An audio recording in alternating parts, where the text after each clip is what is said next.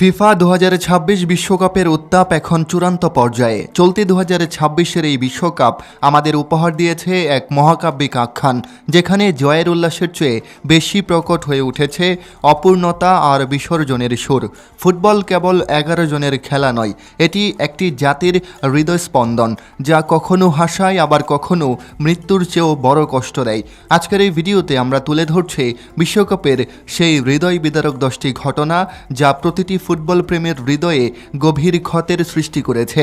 আজকের এই ভিডিওতে আপনি বিশ্বকাপের সবচেয়ে সেরা মুহূর্তগুলো হয়তো পেতে চলেছেন, তাই পুরো ভিডিও না দেখলে আপনি চরম মিস করবেন। চলুন ভিডিওতে একটা লাইক দিয়ে শুরু করা যাক। নাম্বার 10, তুরস্কের অকাল প্রস্থান ও আর্দাগুলের আর্তনাদ, যা কাঁদিয়েছে কোটি ভক্তদের।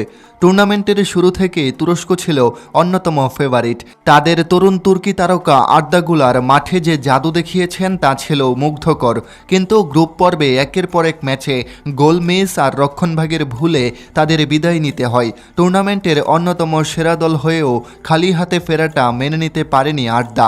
মাঠের মাঝখানে তার অঝোরধারার কান্না দৃশ্যটি যেন পুরো তুর্কি জাতির হাহাকারের প্রতিধ্বনি হয়ে গেল। তার সেই কান্না ছিল অঢেল প্রতিভার অপচয়ের এক দলিল, যা আজও দর্শকদের চোখের সামনে ভেসে ওঠে। তুর্কির এই অকাল বিদায় মেনে নেওয়া যায় না, কেননা তাদের এই দলে ছিল বহু নামি দামি ক্লাবের তারকা খেলোয়াড়, কিন্তু ভাগ্য তাদের সহায় হয়নি। সবাইকে কাঁদিয়ে গ্রুপ পর্ব থেকেই চলে যেতে হয়েছে এই তরুণ তুর্কিদের।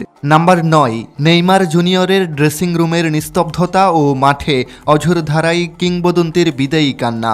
ব্রাজিলের শেষ ম্যাচে পরাজয়ের পর ড্রেসিং রুমে নেইমার জুনিয়রকে যেভাবে একা বসে কাঁদতে দেখা গেছে তা ছিল বড়ই করুণ। খেলা শেষ হওয়ার পর নেইমার জুনিয়র পুরো জাতিকে কাঁদিয়েছেন। তার চোখের জলে ছিল এক বিদায়ী বার্তা। একজন অবোধ শিশুর মতো এই কান্না যেন বিশ্বকাপের সবচেয়ে হৃদয় বিদারক ঘটনাগুলোর একটা। কেরিয়ারের শেষ প্রান্তে দাঁড়িয়ে থাকা নেইমারের এই বিশ্বকাপ জয়ের অদম্য ইচ্ছার মৃত্যু ঘটেছে মাঠেই। তার দু চোখের কোণে জমা হওয়া জল আসলে কেবল একটি পরাজয় নয়, বরং একটি সোনালী প্রজন্মের বিদায়ের সুর। সেদিনের সেই নিস্তব্ধ ড্রেসিং রুম সাক্ষী ছিল এক মহাতারকার ভেঙে পড়ার, যে একা নিজের কাঁধে বিশাল এক দেশের স্বপ্ন বহন করছিল। নাম্বার 8, মিশরীয় ভক্তদের রূপকথার অপমৃত্যু ও জয়ের ধারপ্রান্তে গিয়ে পরাজয়ের স্বাদ গ্রহণ করা। আর্জেন্টিনার বিপক্ষে মিশর 2-0 গোলে এগিয়েছিল। গ্যালারিতে তখন মিশরের পতাকা উঠছে। জয় কেবল সময়ের ব্যাপার, কিন্তু শেষ 14 মিনিটে 3 গোল খেয়ে 3-2 ব্যবধানে হার মানাটা ছিল এক ট্র্যাজেডি। সমর্থকরা কাঁদতে কাঁদতে স্টেডিয়াম ছেড়েছেন। এই ঘটনাটি ফুটবল যে কতটা অনিশ্চিত তার এক নির্মম উদাহরণ।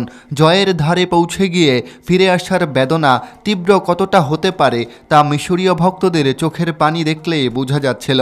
এছাড়া ম্যাচ শেষে মিশরীয় খেলোয়াড় যেভাবে আল্লাহর কাছে তাদের সাথে হওয়া অবিচারের বিচার চাইছিল তা ছিল বেশ হৃদয় বিদারক একটা ঘটনা। নাম্বার 7, ক্রিস্টিয়ানো রোনালদোর শেষ বিদায়ের অশ্রু। পর্তুগালের বিদায় পুরো ফুটবল দুনিয়ার নিস্তব্ধতা। 41 বছর বয়সী রোনালদোর এটি শেষ বিশ্বকাপ। তিনি শেষ পর্যন্ত লড়াই করেছেন, নকআউট ম্যাচে গোল করেছেন, কিন্তু স্পেনের বিপক্ষে শেষ মুহূর্তের গোলে পর্তুগালের বিদায় ছিল সবচেয়ে হৃদয় বিদারক। রেফারি যখন শেষ বাঁশি বাজালেন, রোনালদো মাঠের মাঝখানে স্থির হয়ে দাঁড়িয়েছিলেন। তার সেই বিষণ্ণ দৃষ্টি আর কান্নায় পুরো পৃথিবী মুহূর্তেই স্তব্ধ হয়ে গিয়েছিল। ফুটবলের একজন জাদুকর যখন তার শেষ যুদ্ধটি হেরে যান, তখন সেই বিষাদ পুরো বিশ্ব অনুভব করে। রোনালদোর সেই থমকে যাওয়া অধ্যায় আর তার কান্না সেদিন পুরো জাতিকে কাঁদিয়েছে, কারণ সেদিনের পর আর হয়তো আন্তর্জাতিক কোনো ফুটবল মঞ্চে দেখা যাবে না এই কিংবদন্তিকে। আপনাকে অনেক মিস করব প্রিয় কিংবদন্তি ক্রিস্টিয়ানো রোনালদো। নাম্বার 6, জটিল এক সমীকরণ ও ইরানিদের বিদায়। ইরানের বিশ্বকাপ যাত্রা একরাশ দীর্ঘশ্বাস আর কান্নার মাধ্যমে শেষ হয়েছে। গ্রুপ পর্বে দুর্দান্ত লড়াইয়ের পরও নকআউট পর্বে ভাগ্য তাদের সহায় ছিল না। ট্রাইব্রেকারে যখন ইরান পরাজয় নিশ্চিত করল, তখন খেলোয়াড়দের চোখে কেবল হারের বেদনা নয়, বরং কোটি মানুষের স্বপ্নভঙ্গের হাহাকার ছিল। মাঠের মাঝখানে ইরানি ডিফেন্ডারদের মাটিতে লুটিয়ে পড়ার দৃশ্যটি দর্শকদের হৃদয় চিরে দিয়েছে। গ্যালারিতে বসে থাকা ইরানি সমর্থক যাদের চোখে মুখে ছিল বিশ্বকাপ জয়ের তৃষ্ণা, তারাও কান্নায় ভেঙে পড়েন। জয় পরাজয়ের ঊর্ধ্বে উঠে ইরানিদের ফুটবলের এই বিদায় এক আবেগী নিস্তব্ধতা তৈরি করেছে, যা ফুটবল প্রেমীদের হৃদয়ে দীর্ঘস্থায়ী ক্ষত হয়ে থাকবে। এটিও 2026 বিশ্বকাপের আরেক হৃদয়স্পর্শী ঘটনা, যা সেদিন সবাইকে কাঁদিয়েছে। নাম্বার 5, ভুজিনহার ডেডিকেশন ও কেপ ভার্দের বিদায়। কেপ ভার্দের বিশ্বকাপ অভিযান ছিল এবারের আসরের এক অভিস্মরণীয় রূপকথা, যার মূল কারিগর ছিলেন অধিনায়ক ভুজিনহা। রক্ষণভাগে প্রাচীরের মতো দাঁড়িয়ে থাকা এই যোদ্ধা শুধু খেলেননি, নিজের পুরো সত্তা ঢেলে দিয়েছেন প্রতিটা ম্যাচে। কিন্তু 4 জুলাইয়ের বিদায় বেলাটি রূপকথার সমাপ্তি টানল এক গভীর বিষাদে। শেষ বাঁশির পর মাঠের ঘাসে ভুজিনহা দীর্ঘক্ষণ বসে থাকা বুঝিয়ে দিচ্ছিল তিনি কেবল একটি ম্যাচ হারেননি, বরং নিজের সবটুকু উজাড় করে দেওয়া মিশনের অপূর্ণতায় ভেঙে পড়েছেন। তার চোখে জল আর সতীর্থদের সেই অশ্রুসিক্ত আলিঙ্গনে ছিল এক হাহাকার। কেপ ভার্দের এই বিদায় আমাদের মনে করিয়ে দিল, ফুটবলের জয় পরাজয়ের চেয়ে বড় হলো হার না মানার এক অদম্য আবেগ। নাম্বার 4, মেসির ব্যক্তিগত শোক ও মাঠের লড়াই। আর্জেন্টিনার প্রথম ম্যাচে পেনাল্টি মিস করার পর মেসি গোল করে আবেগপ্রবণ হয়ে যাওয়াটা কেবল খেলার চাপ ছিল না, ছিল ব্যক্তিগত এক শোকের ঘটনা। জানা যায় সেই মুহূর্তে তার বাবা গুরুতর অসুস্থ ছিলেন।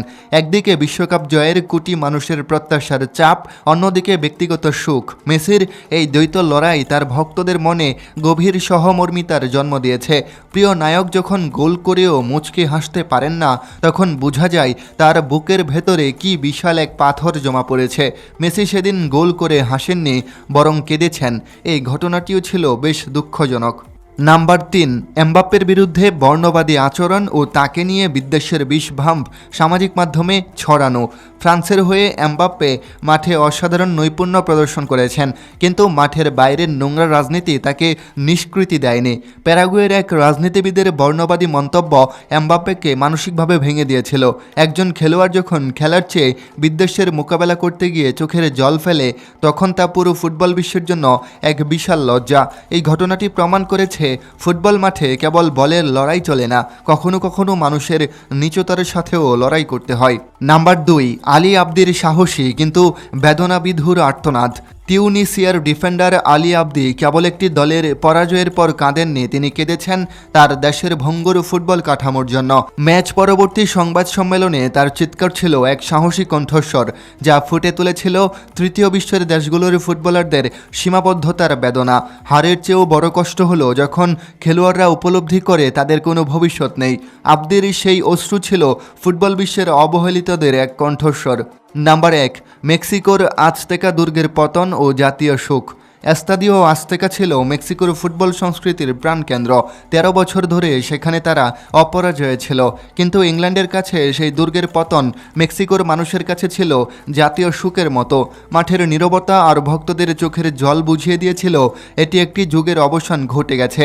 গ্যালারিতে বসে থাকা প্রবীণ সমর্থকরা তাদের যৌবনের সেই মাঠটির পতন যেন সহ্য করতে পারছিলেন না। সত্যিই তা ছিল বেশ কষ্টকর।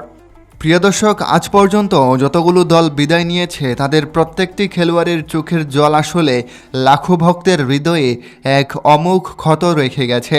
মেক্সিকোর আজতেকার শূন্যতা, রোনালদোর বিদায়, নেইমারের একাকিত্ব কিংবা ছোট দেশগুলোর সীমাবদ্ধতার লড়াই, সব মিলে এই বিশ্বকাপ আমাদের শিখিয়েছে যে ফুটবলে জয় পরাজয়ের চেয়ে বড় কিছু হচ্ছে মানুষের আবেগ। এই ফুটবলীয় মহাযুদ্ধ আসলে স্বপ্নভঙ্গের এক মহাকাব্যিক দলিল।